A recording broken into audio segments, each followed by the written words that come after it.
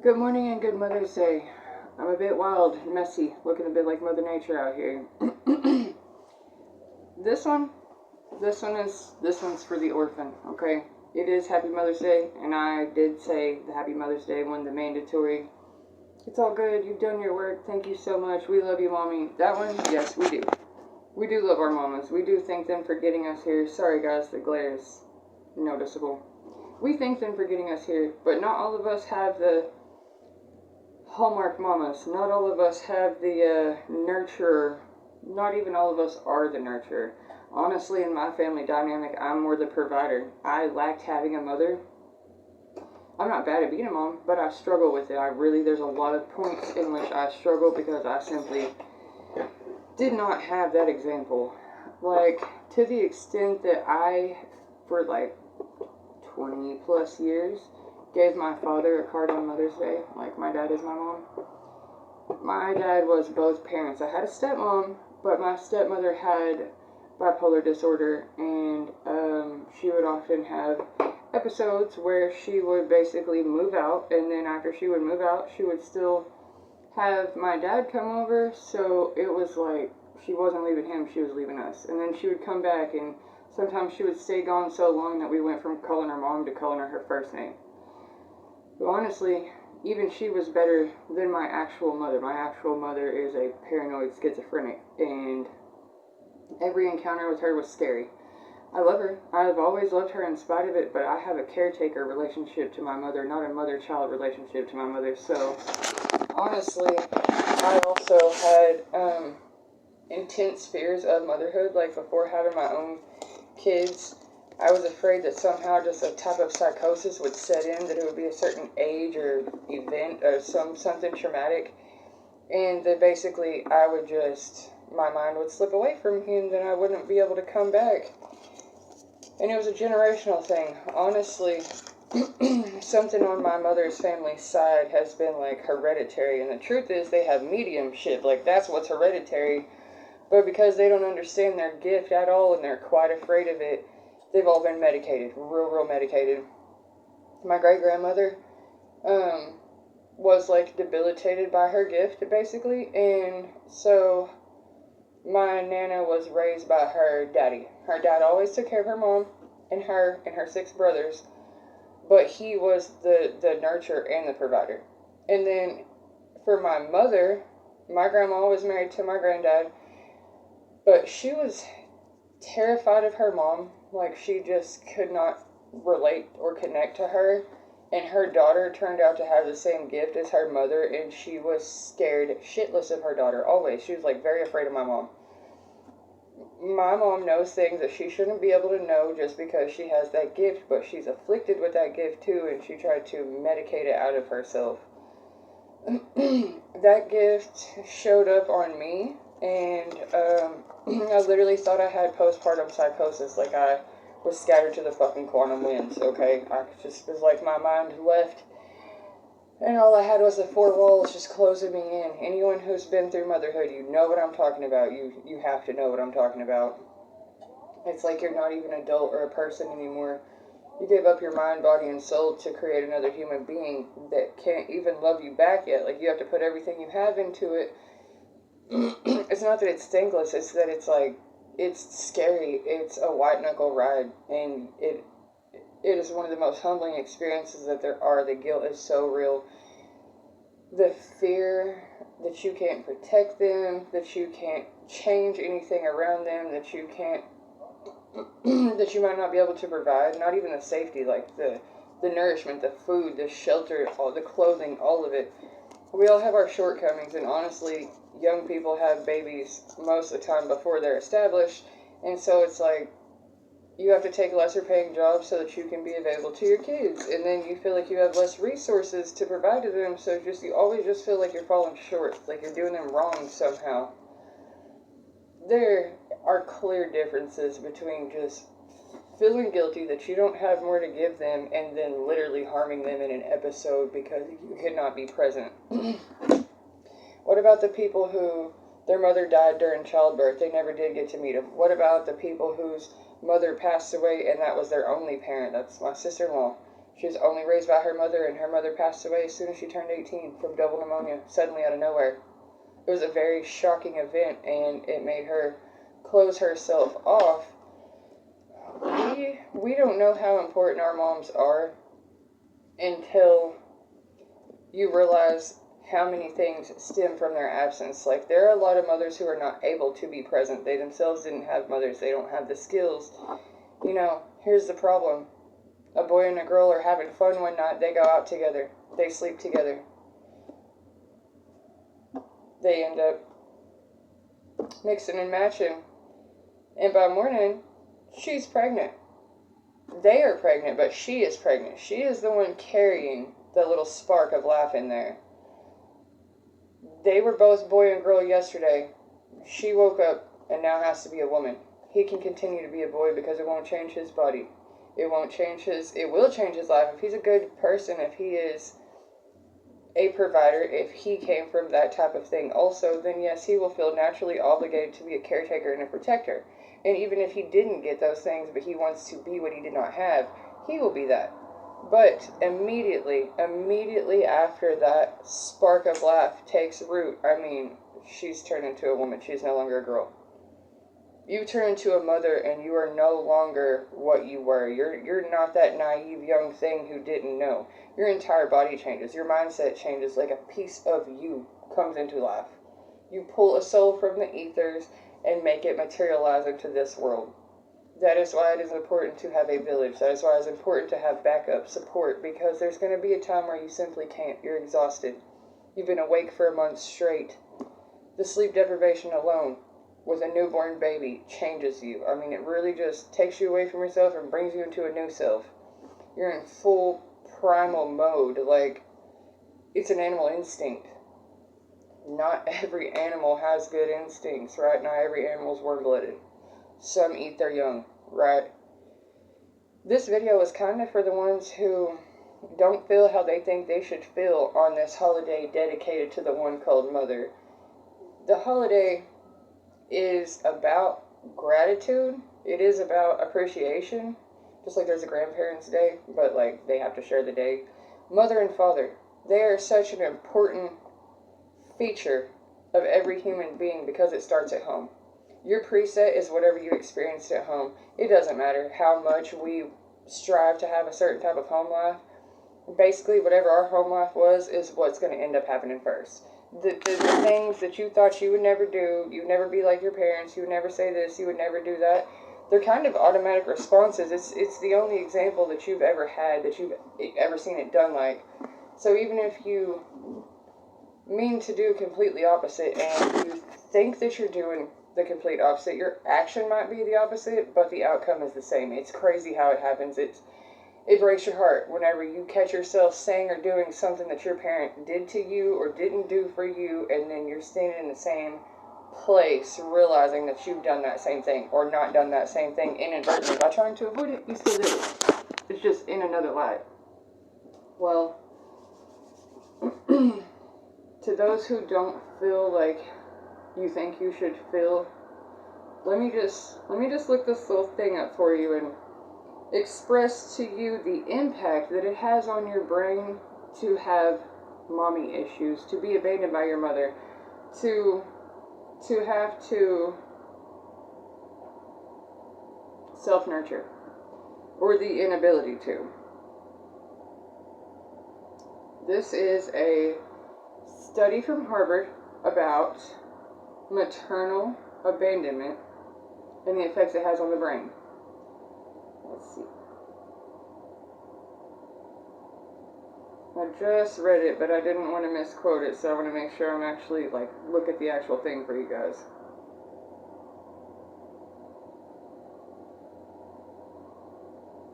Alright.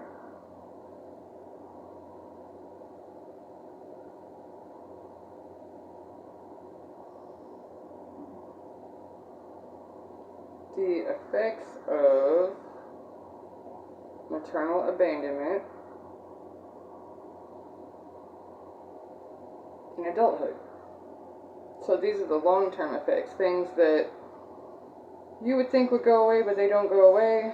Physical abandonment, Signs of the physical neglect of a mother might include poor personal hygiene or physical appearance, lack of clothing and supplies to meet basic needs, lack of or inadequate access to food or food hoarding behaviors. Eating disorders are tied to mother's abandonment. Inadequate or inconsistent shelter and housing. Can't seem to stay in stable housing. You're always moving, always staying with someone. Guilty here. Inadequate attention to healthcare needs, medical, dental, dietary, psychological, etc. So basically neglecting yourself. The emotional neglect. Difficulty expressing or managing emotions, social withdrawal. Difficulty making and sustaining relationships, anxiety and depression. The trust issues make you fear the abandonment through the death or the loss.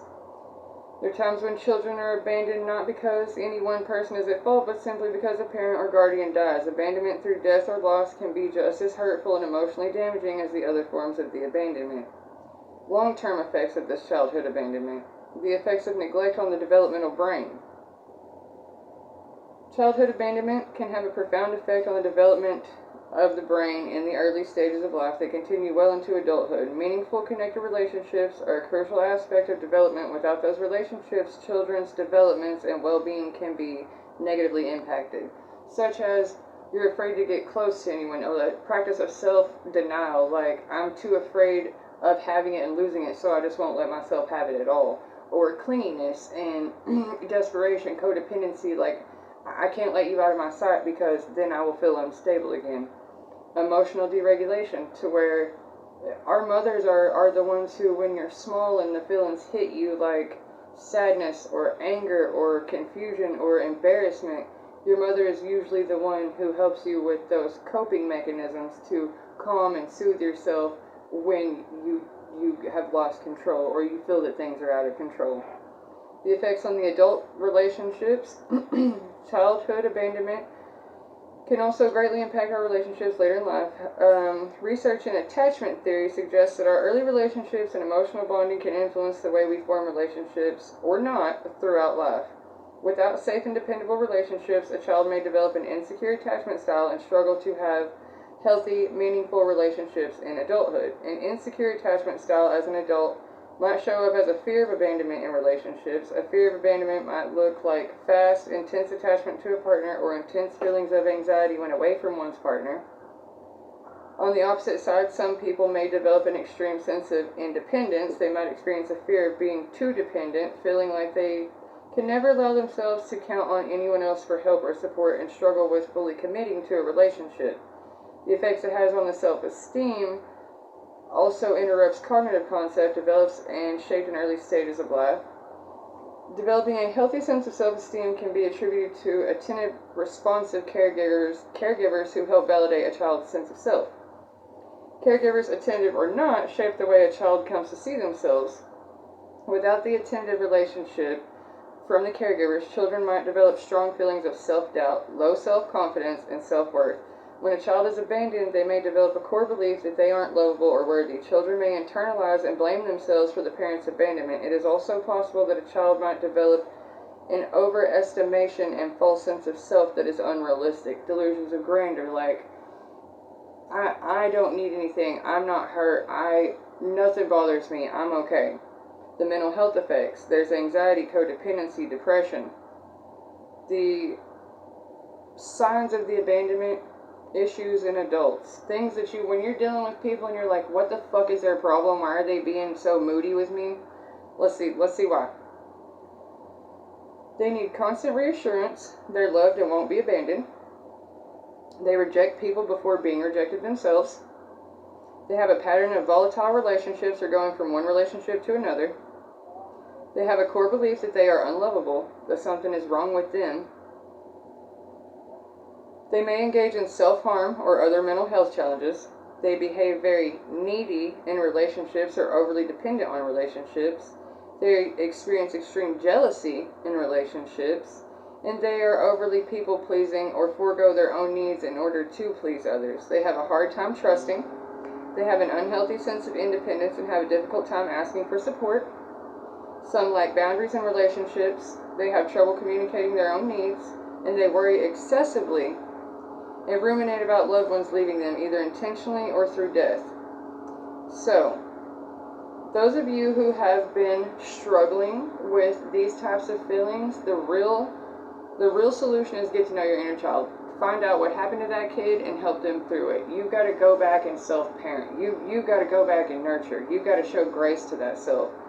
Where you feel disconnected from your feelings because you felt that your feelings didn't matter, they were misplaced, or they were going to be met with harsh criticism, you don't criticize you. You allow you to move through those feelings without judging it, without calling it something that it isn't, without rushing through it and thinking that you should be further ahead because you're an adult and this is how adults are supposed to act.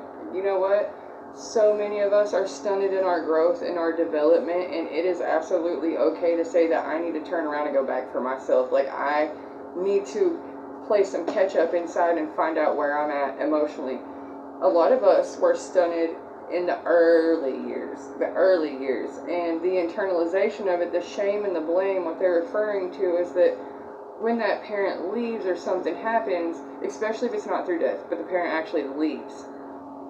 When something like that happens, the true core belief that even my mother doesn't love me, how can anyone else, really sets in and tells you that you're not good enough, and that even if they left you, you feel like you're the child, they're the parent. You're still going to love them.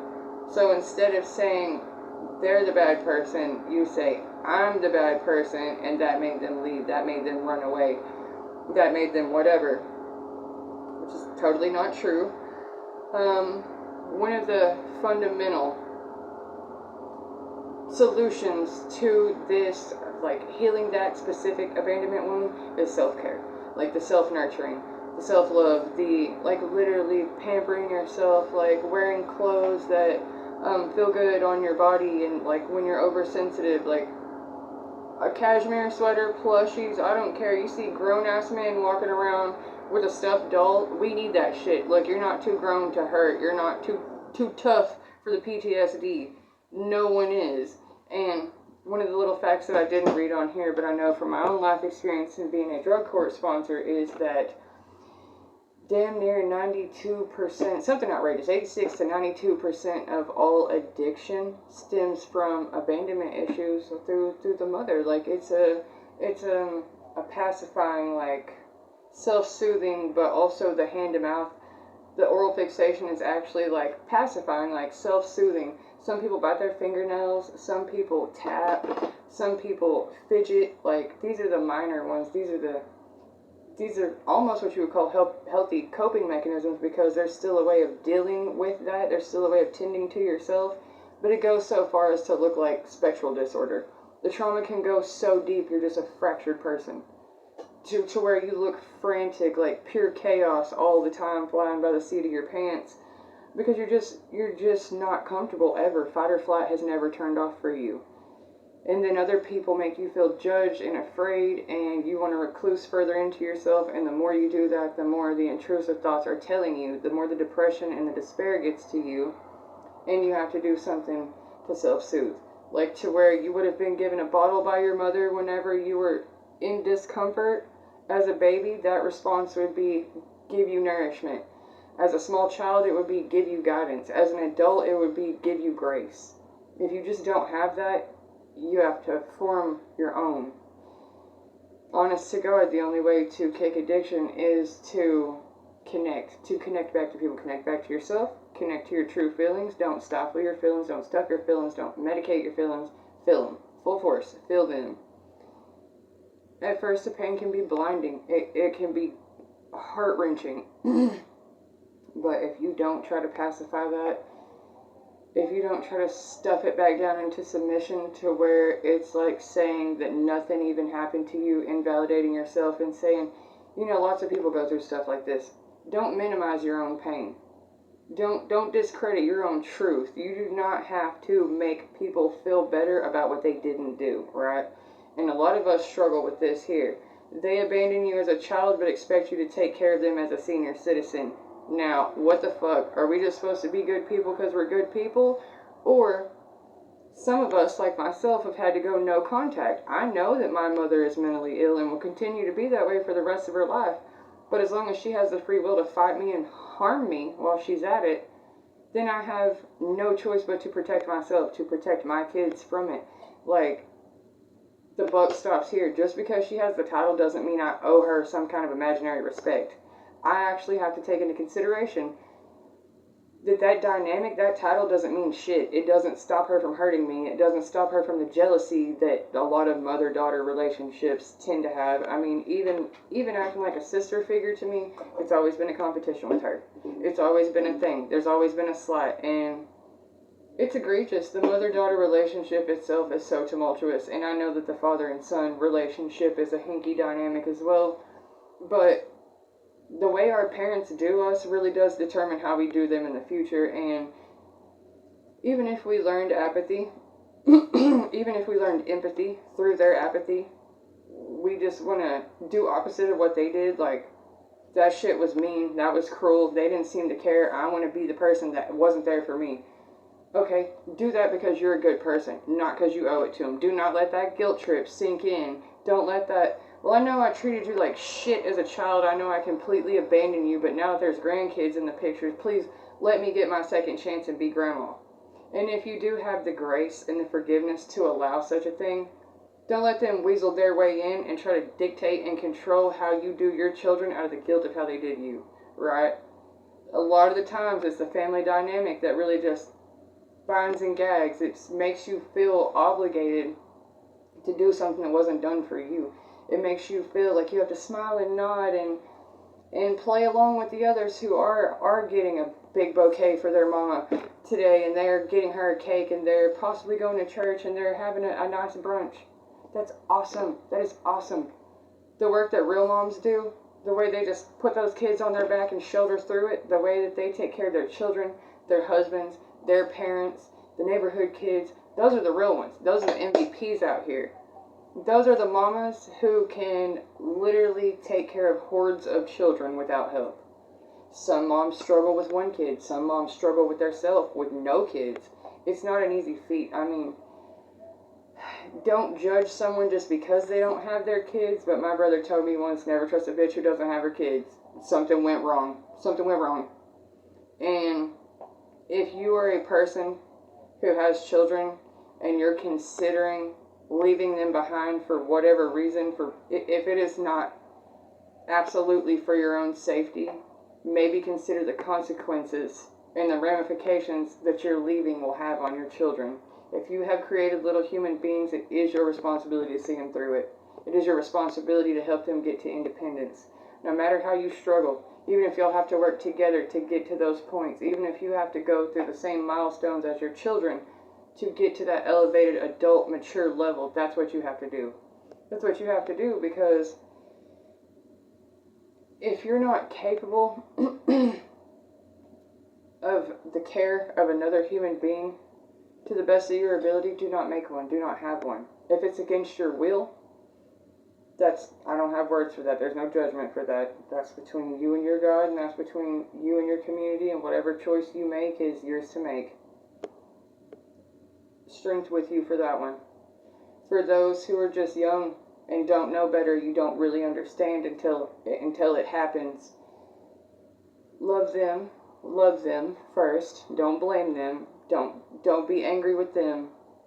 Don't be upset that basically the person that you were with is no longer with you, and you only made the kid because they wanted it, or to keep them, or to have a piece of them.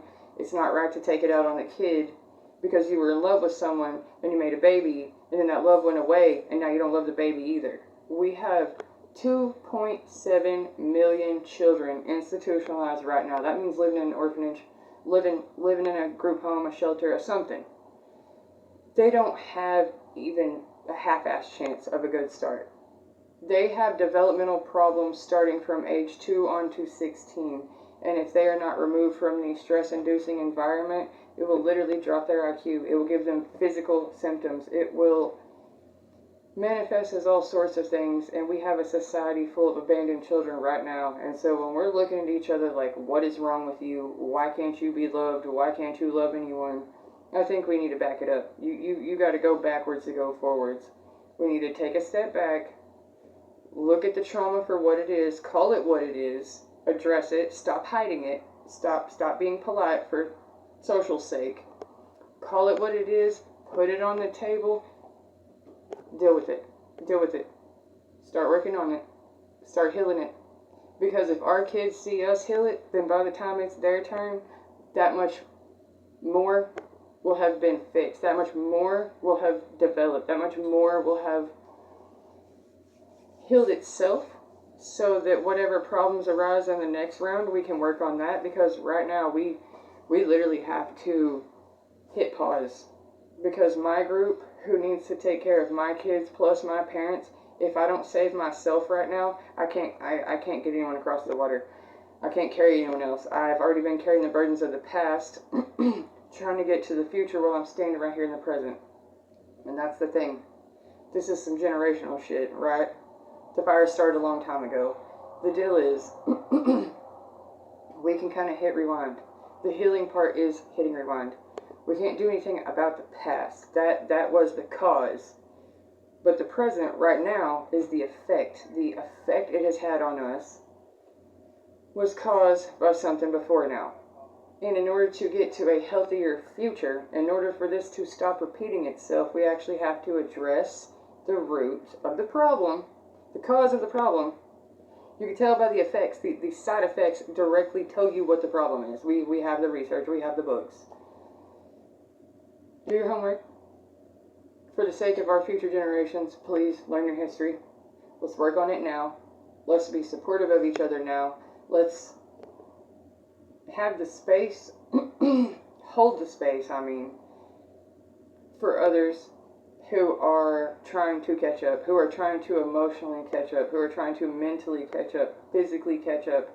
We're really far behind when we started. Like, there's been a steady decline since Mama left the household in, the 40s, something, war times. It's been a ripple effect. It's been a damning effect is what it is. And you know what? Today's society is targeting the shit out of the family unit itself. Making sure that you don't make enough money to have a child is one thing. Having to have a 2-income household just for 2 individuals. It's like you need 4 jobs for 2 people to live in one house. So having a child is almost out of the question. And if you do have a child, you're going to feel like you have inadequate means to provide for them. You don't. You don't. The first thing you need is love. Because the love is going to be what carries you through the hardships. It's going to be a labor of love instead of burden. You can't look at your babies like burdens. It's not their fault they're here. We brought them here, right? It's not our fault we were brought here. We've all been blamed enough, okay? The blame game is done. It's not our fault who made who. That type of shit. But if you have made a little human being, be present and accountable for them. We can't afford to break any more of the dolls. We know what it feels like. Why would we keep doing it? Memory serves correctly. It didn't feel good. We're not trying to spread that virus around anymore. We're trying to heal it. We're trying to cure that illness. The anxiety, the depression, the despair, and the addiction has to do with our moms not being with us anymore. Not being allowed to be with us anymore. The lack of structure, the lack of stability, enforcement, routine, that comes more from our father's side. We'll probably talk about that on Father's Day. I do have a better relationship with my father than with my mother, but at the same time, I've had to be both parents, right, to myself, because there's certain things that were lacking in each department that I kind of had to just sort out. And at this very moment, I have a 12-hour shift for Mother's Day. But that's okay. That's what real moms do. Real moms go and work their ass off to keep the food in their kids' stomach, to keep the clothes on their back, whatever it's going to take. Whatever it's going to take. My kids are spectral, and their father is home with them at night when I'm at work. I'm going to switch to daytime now that they're on summer break. And their routines have been changed too many times for their comfort. It's throwing them into chaos. And so, just like a newborn, you have to keep a routine because that creates safety. If you have these mother issues, you have these abandonment issues, and you feel that your life is quite chaotic, a very helpful step to take is make a routine. Make a routine for yourself. You don't have to be rigid. You don't have to be a control freak. It doesn't have to be ritualistic. It's just Do what you know you need to do. Say when you get up in the morning, you know you need to brush your teeth and brush your hair. Basic self-care, right? You want to wash your face. When you're in a depression and in a funk, brushing your teeth will like snap you out of it. Brushing your hair will make you feel like you're actually getting prepared to face the day. Simple things. Mother yourself, right? Mother each other. Because sometimes we don't know how to do for ourselves, and that's what I mean by we are so blessed to have grandmas and sisters. Our sisters are our stand-in mothers. Those are mama's little helpers. The siblings who are able to step in and fill that role when the mother is overwhelmed. Children actually have been a blessing to their mothers for a long time. It's hard on her. Give her grace. Give her the understanding that a girl was turned into a woman and possibly was not prepared for it. Maybe she doesn't hate you. She just didn't know what to do. Maybe she feels so guilty for not knowing what to do she couldn't face you. Hold space for her to apologize, but don't leave yourself open for that lack of closure. She doesn't have to be sorry for you to know that you're loved. I love you. 1 second. Sorry, kids, gate pass. I love you. God loves you. Other people love you. Your ancestors love you. You are the only one who needs your approval. You accept you, and the rest will follow. That's all I have for right now. I just want you to know if you don't feel how you think you should feel, that is perfectly fine. I love you. I'll see you next time.